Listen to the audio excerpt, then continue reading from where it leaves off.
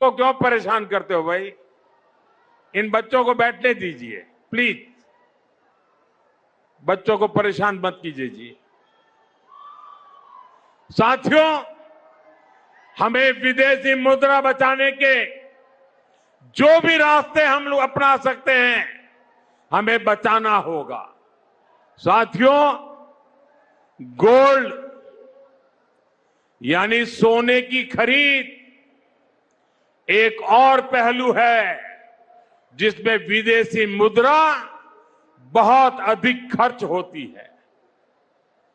एक जमाना था जब संकट आता था, कोई युद्ध होता था, तो लोग देश हित में सोना दान दे देते थे।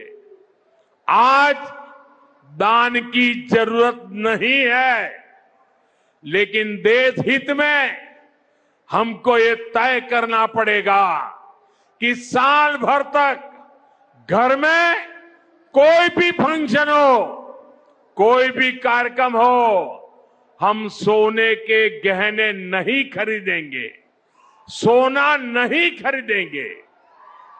विदेशी मुद्रा बचाने के लिए हमारी देशभक्ति हमें चुनौती दे रही है और हमें इस चुनौती को स्वीकार करते हुए विदेशी मुद्रा को बचाना होगा। साथियों, ये समय एक और बड़े सबक का भी है। एक समय था जब हम कॉपर एक्सपोर्ट करते थे, लेकिन आज भारत के सामने स्थिति ऐसी बन गई कि अब हमें कॉपर को भी इंपोर्ट करना पड़ता है। हमारे देश में हड़तालें करवाकर कॉपर प्लांट्स को ठप करवा दिया गया और अब हालत ये हो गई कि हमें कॉपर बाहर से मंगाना पड़ता है और उसमें विदेशी मुद्रा खर्च होती है। इसलिए मैं ऐसे सभी श्रमिक समूह मजदूर संगठनों से भी कहूंगा कि हमें ऐसी बातों का जरूर ध्यान रखना चाहिए। भारत को आत्मनिर्भर बनने से जो भी कदम रोकते हैं, उनमें हमें दूरी बनानी होगी और जो लोग ऐसी साजिशों में जुटे हैं, उन पर भी कड़ी नजर रखनी होगी। मैं देश की अदालतों से भी आग्रह करूंगा कि ऐसी स्थिति आने पर देश हित में हमें कोई ना कोई रास्ता निकालने की तरफ बढ़ना चाहिए। साथियों, ऐसे ही खाने के तेल का भी है। इसके आयात के लिए भी बहुत बड़ी मात्रा में हमें विदेशी मुद्रा खर्च करनी पड़ती है। हर परिवार अगर खाने के तेल में खाने का तेल का जो उपयोग करता है, अगर वो कुछ कमी करे, मैंने बार बार कहा है 10% कम करो। अगर हम तेल खाना कम करें ना, तो भी वो देशभक्ति का बहुत बड़ा काम है। आप देश सेवा में योगदान दे सकते हैं और इससे देश सेवा भी होगी और देह सेवा भी होगी। इससे देश के खजाने का स्वास्थ्य भी सुधरेगा और परिवार के हर सदस्य का स्वास्थ्य भी अच्छा रहेगा। साथियों, विदेशी मुद्रा की खपत वाला एक और सेक्टर हमारी खेती है।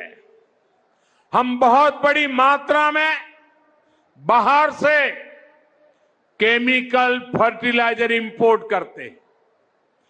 केमिकल फर्टिलाइजर खेती के कारण हमारी धरती मां को बहुत पीड़ा हो रही है। हमारे खेत बर्बाद हो रहे हैं। अगर आज हम अपने खेत को नहीं बचाएंगे तो भविष्य में फसलों पर भी खतरा आ जाएगा। इसलिए बहुत जरूरी है कि हम केमिकल फर्टिलाइजर की खपत 25%, 30%, 40%, 50% उसको घटाए, आधी कर दे और हम उसके साथ साथ नेचुरल फार्मिंग की तरफ बढ़े। हम फर्टिलाइजर का उपयोग कम करके विदेशी मुद्रा भी बचा सकते हैं और साथ साथ अपने खेत को बचा सकते हैं, हमारी ये धरती मां को बचा सकते हैं। और यह हमें करना ही होगा। आज वैश्विक संकटों से जो चुनौतियां आई है, हमें उन चुनौतियों को परास्त करना होगा। साथियों, भारत सरकार खेतों में डीजल पंप की जगह सोलर पंप की योजना चला रही है। हम खेतों में डीजल पंप की जगह सोलर पंप का उपयोग करने का जोर देना होगा।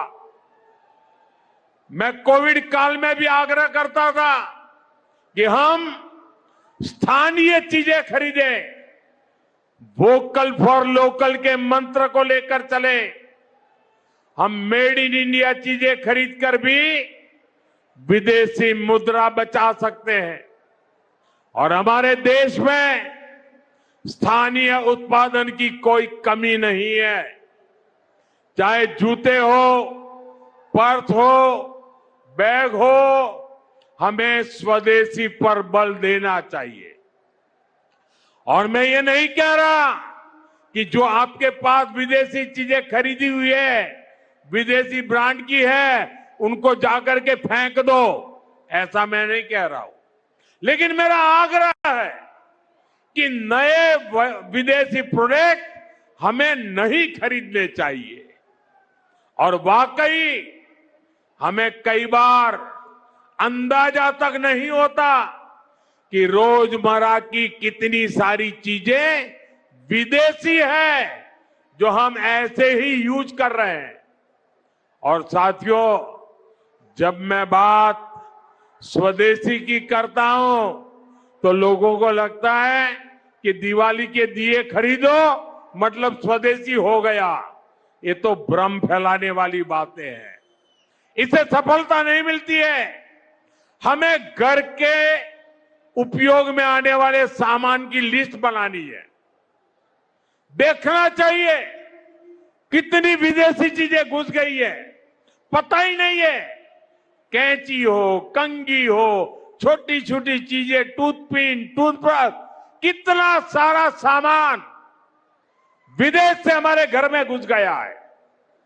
फिर इस लिस्ट से हमें हो सके उतना जल्दी स्वदेशी में बदलना चाहिए। साथियों, ये बातें सिर्फ एक सरकार, एक दल, एक व्यक्ति की नहीं है।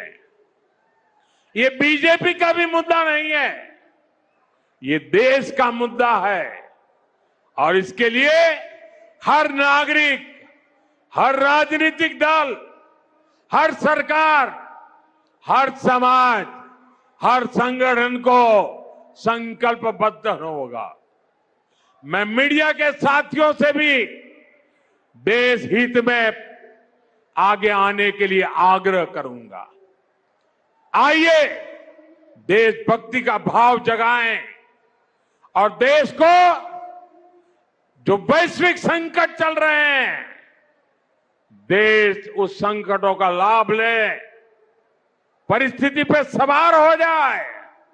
ऐसा वातावरण बनाने के लिए हमें योगदान देना होगा और तभी जाकर के देश सफल होगा। ऐसे संकल्प जब हर नागरिक पूरी ईमानदारी से सिद्ध करेगा तो भारत हर संकट में जरूर विजयी होगा।